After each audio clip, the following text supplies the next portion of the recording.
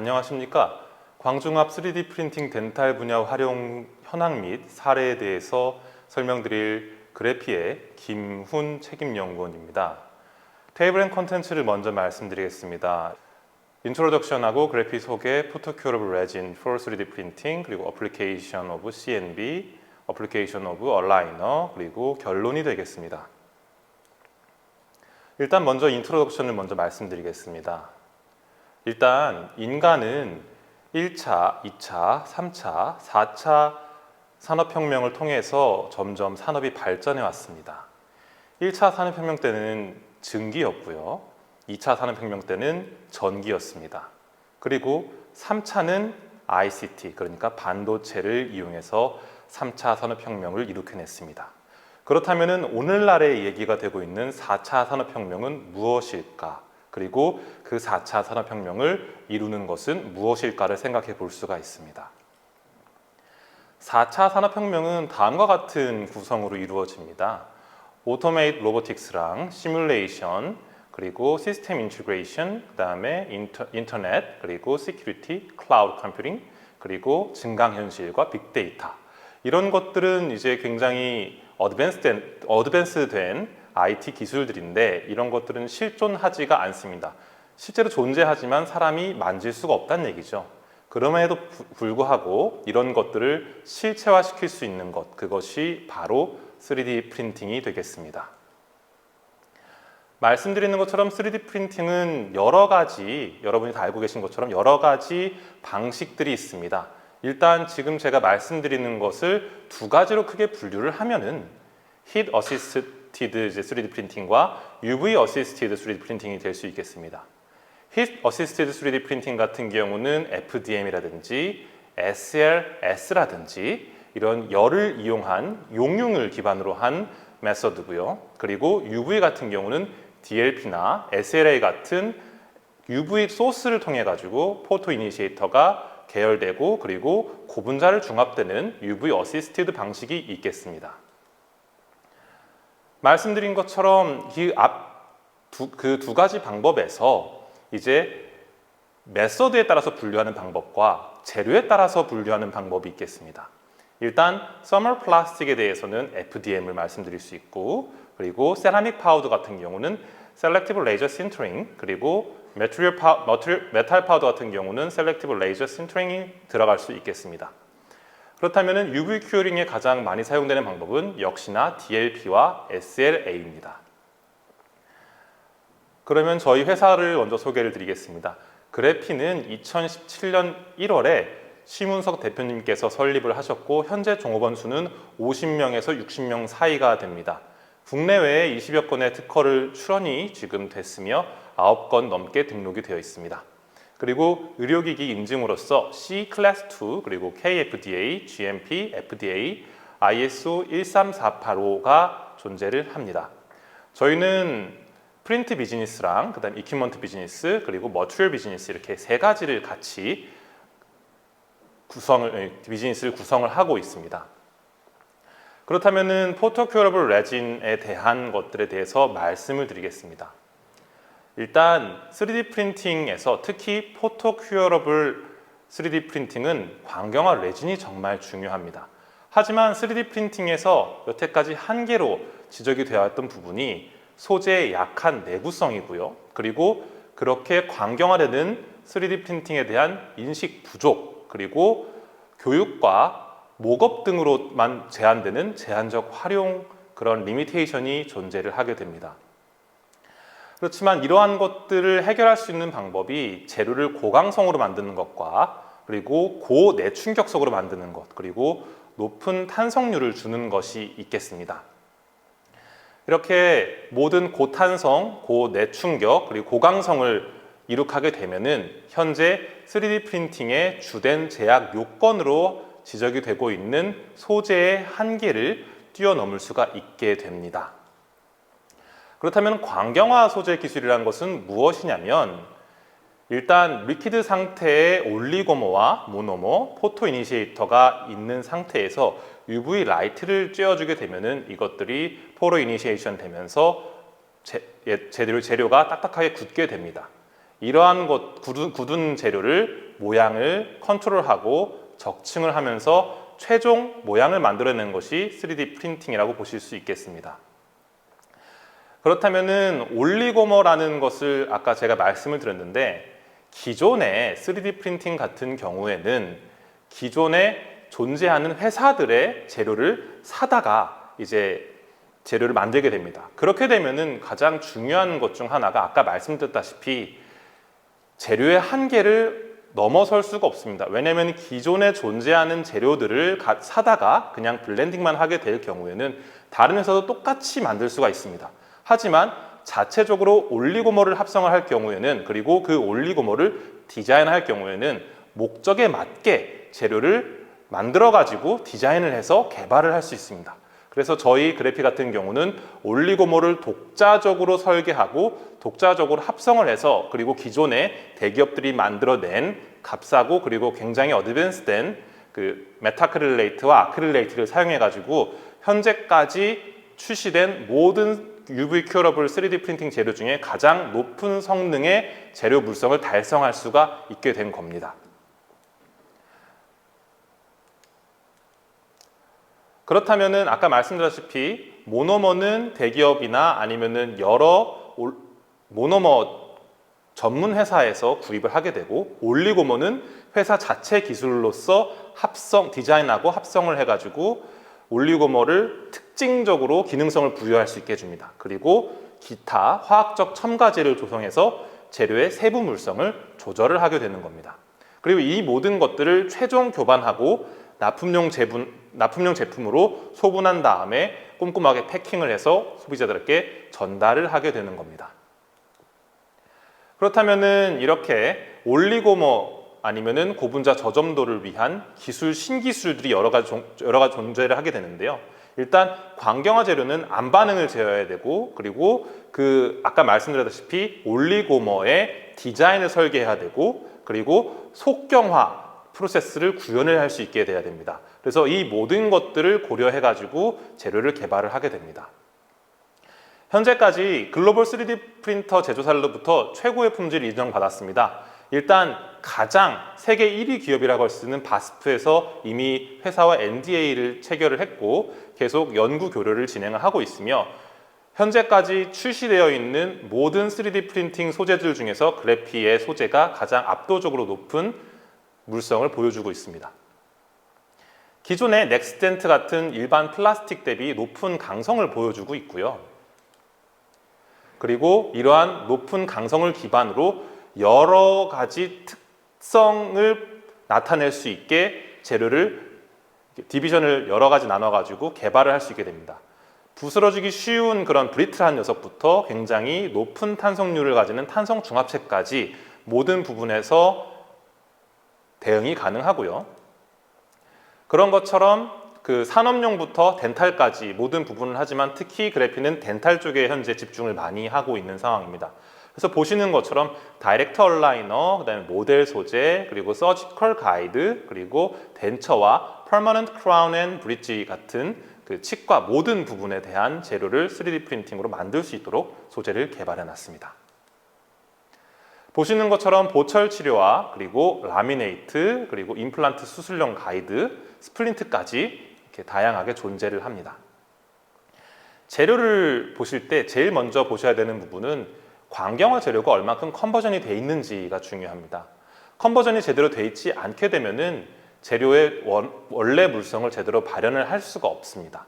그래서 높은 크로스 링킹 덴서티가 중요하게 되고, 그리고 높은 크로스 링킹 덴서티는 결국에는 하이 모듈러스를 나타내게 됩니다. 이렇게 광경화를 통한 UV 프린팅 같은 경우는 가장 중요한 것 중 하나가 바로 산소에 의한 저해입니다. 3D 프린팅을 할 때는 이제 베스 안에서 UV를 쬐게 되고 산소에 노출되지 않는 상태에서 재료들이 경화가 되지만, 재료를 최종적으로 프린팅하고 나서 표면 후경화를 할 때는 산소에 직접적으로 표면이 노출되기 때문에 경화도가 매우 떨어지게 됩니다. 그래서 그래피에서는 질소를 발생시킬 수 있는 자체 후경화 장치와 그리고 높은 몰레큘러 웨이트를 가지고 있는 그래피 소재에 맞는 하이 인텐시티를 가지는 후경하기를 직접 만들고 있습니다. 그리고 CNV에 대해서 말씀을 드리려고 하는데 그 전에 앞서서 사람 치아의 모듈러스가 보통 얼마나 되는지를 선행 연구자들이 연구 논문을 발표한 것으로 먼저 말씀을 드리자면 부분과 그리고 사람의 성별 그리고 연령에 따라서 그 물성의 차이가 나게 됩니다. 하지만 보통 낮을 경우에는 100메가 이상, 높을 경우에는 300메가 파스칼 이하의 범위에서 100에서 250 정도 사이에서의 모듈러스를 보여주고 있고요. 보통 200메가 파스칼 정도면 자연치와 가장 유사한 중간 정도라고 말씀을 드릴 수 있겠습니다. 그리고 그래피 치과 교정용 소재와 덴탈 3D 프린팅용 그래피 소재는 210메가 파스칼, 그리고 굴곡 탄성률 같은 경우에는 4300메가 파스칼의 우수한 그런 기계적 특성을 보여주고 있습니다. 그래피 소재를 통해서 그 파셜 덴처와 그다음에 홀 덴처를 이제 뽑을 수 있고요. 기존에 그 치과에서 어머님들이, 할아버지들이나 할머니들께서 치과의 덴처를, 풀 덴처를 만드시게 되면은 가격이 굉장히 비쌉니다.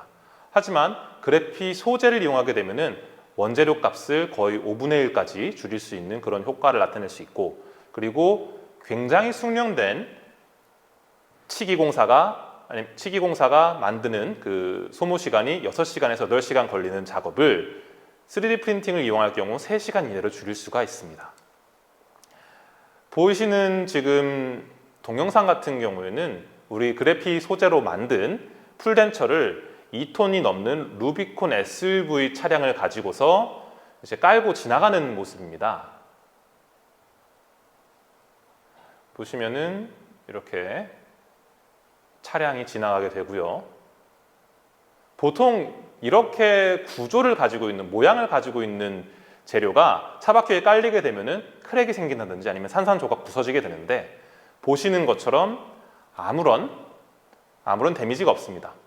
이렇게 SUV 자동차 바퀴로 깔고 지나간 그 덴처 같은 경우에는 보통은 우측에 보이시는 것처럼 이렇게 크랙이 생기게 됩니다. 부서졌죠. 그리고 좌측은 그래피 소재인데 전혀 아무런 데미지가 없습니다.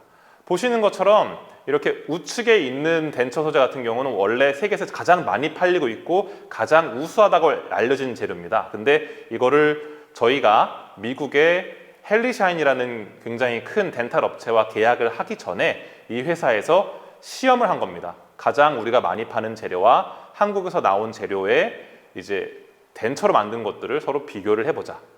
원래 그 사람들이 생각했던 거는 그래피 덴처가 부서지고 세계 최대로 가장 많이 팔리는 것이 멀쩡할 것이다 생각했지만 오히려 반대의 그런 결과가 나왔고, 이 결과 때문에 저희가 회사랑 같이 계약을 맺을 수 있는 조건이 됐습니다. 그래서 계약을 했고 아마 내년부터 쉔먼트가 시작될 것 같습니다.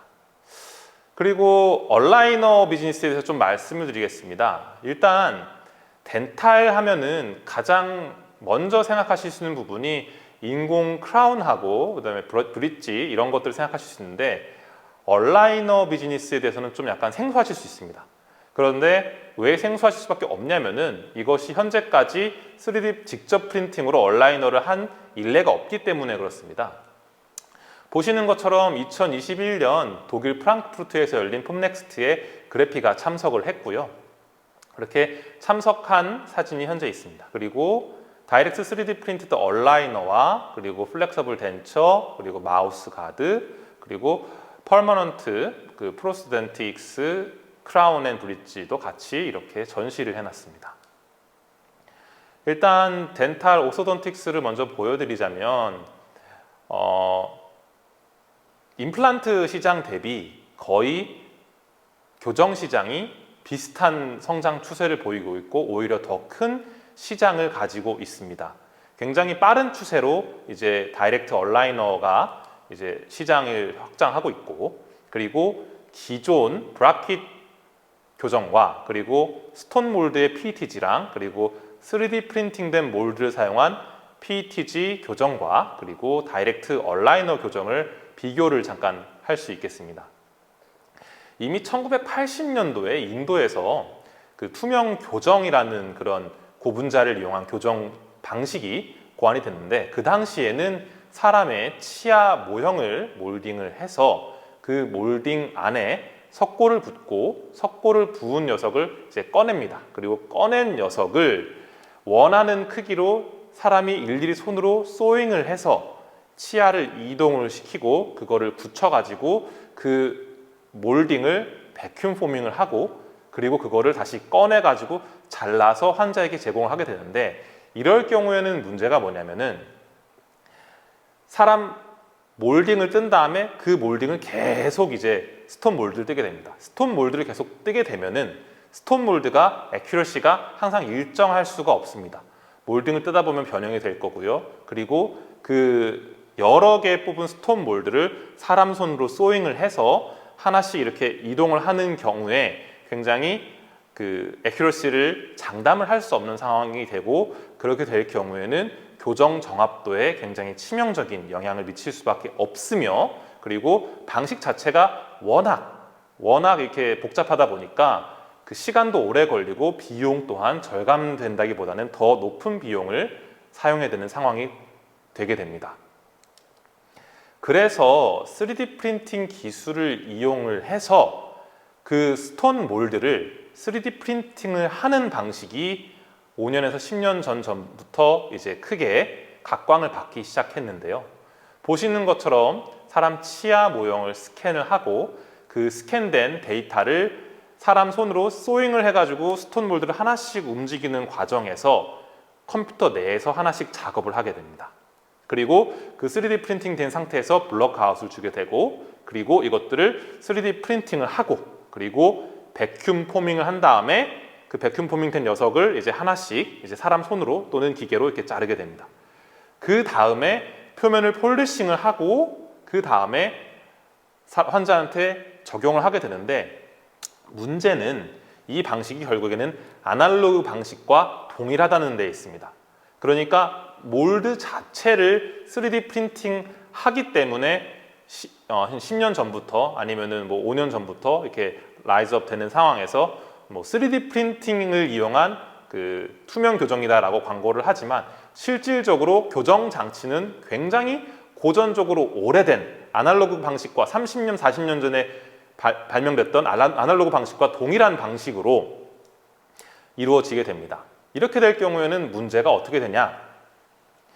이 백큐um 포밍을 할 때에 그 애큐러시를 장담을 할 수가 없을 뿐만 아니라 방식이 뒤에 부분은 아날로그와 동일하기 때문에 굉장히 많은 시간적 로스가 발생을 하게 되고, 환자의 만족도라든지 아니면 시술자의 만족도가 떨어질 수밖에 없게 되는데, 이러한 원인은 치료 기간의 딜레이라든지 여러 가지 요인으로 이제 나타날 수밖에 없습니다. 그렇다면은 다이렉트 얼라이너 같은 경우는 어떻게 되는지 이제 그림을 통해 설명을 드리게 되면은, 일단 스캔하는 방식은 똑같습니다. 스캔을 하고 나서 이제 디자인을 하고, 그리고 디자인에 기초를 해가지고 얼라이너 자체를 직접 뽑습니다. 그리고 그 뽑아진 얼라이너를 환자에게 바로 장착을 하게 되고, 굉장히 긴 프로세스에서 굉장히 짧은 프로세스로 이제 넘길 수 있고, 그리고 모델을 뽑아가지고 아니면은 스톤 몰드를 뽑아가지고 이것들을 만들었을 때 대비해서 버려지는 재료들이 굉장히 적어지게 됩니다. 이렇게 되면은 이제 시술 기간의 단축과 더불어서 그 더 높은 애큐러시와 그리고 높은 환자 만족도, 그리고 시술자의 만족도를 같이 얻어갈 수가 있게 됩니다.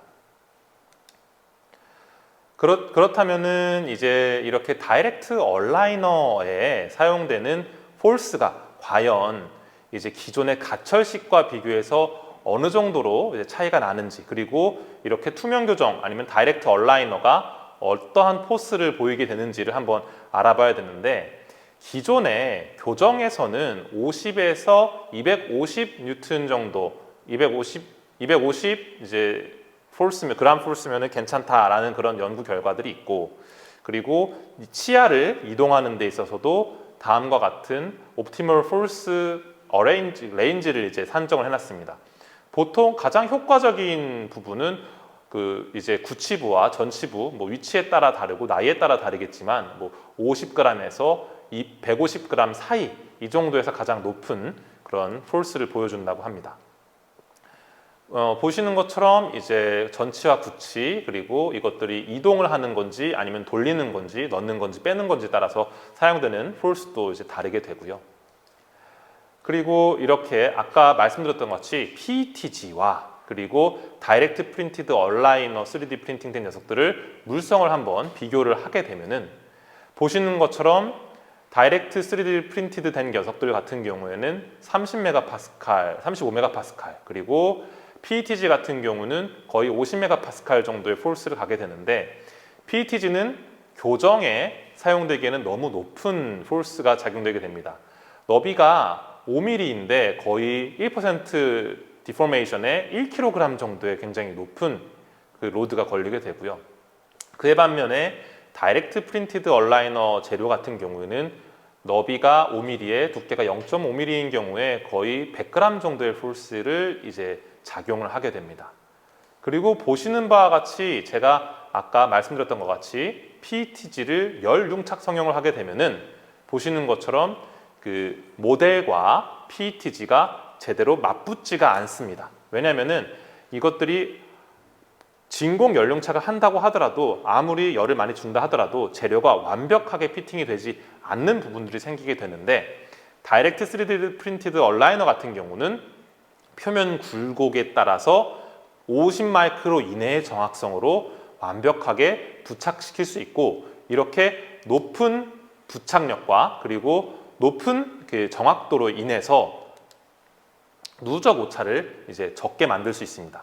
그렇기 때문에 아까 말씀드렸다시피 진공 열 융착 같은 경우엔 치료 기간이 이런 부정합성 때문에 점점 5개월이었다고 하면은 6개월, 7개월로 늘어나는 상황이 빈번하게 발생했지만 이렇게 다이렉트 3D 프린티드 얼라이너를 사용했을 경우에는 5개월이면 5개월, 8개월이면 8개월, 10개월이면 10개월로 정확하게 교정이 끝나는 것을 확인할 수가 있었습니다.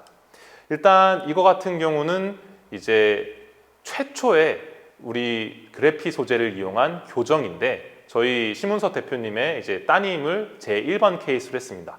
마치 이제 최초의 전화기가 발명됐을 때 벨이 처음에 딸한테 전화를 걸었던 것처럼 이렇게 따님한테 제일 먼저 케이스를 진행을 했고 그리고 12주 만에 보시는 것처럼 교정이 빠르게 진행된 것을 확인할 수가 있었습니다. 앞서 말씀드렸다시피 높은 폴스가 그 더 빠른 교정을 나타내는 게 아니라 굉장히 옵티멀한 폴스가 라이트하고 라이트한 폴스가 교정에 효과적이라는 것을 이 케이스를 통해서 이제 간접적으로 말씀을 드릴 수 있습니다. 그렇다면은 3D 프린팅 된 재료가 과연 안전한가 이것들을 이제 확인을 해야 되는데요. 그래서 그래피에서는 이렇게 생물학적 안정성 평가를 진행을 합니다.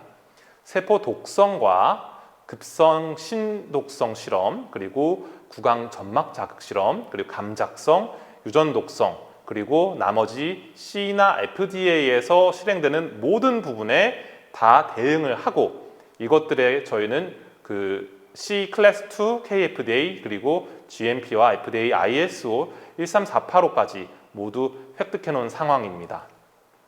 그래서 결론을 말씀드리려고 합니다. 이렇게 3D 프린팅을 치과 어플리케이션에 이제 적용을 하게 되면 이제 퍼머넌트 크라운과 브릿지 그리고 치아 라미네이트 그리고 틀니 임플란트까지 이렇게 하드한 세그먼트까지 다 대응이 가능하고 그리고 더 나아가서 이렇게 미묘한 폴스를 조정을 해야 되는 투명 교정까지 적용을 할 수 있다라는 것들을 이제 여러분들께 제가 설명을 드립니다.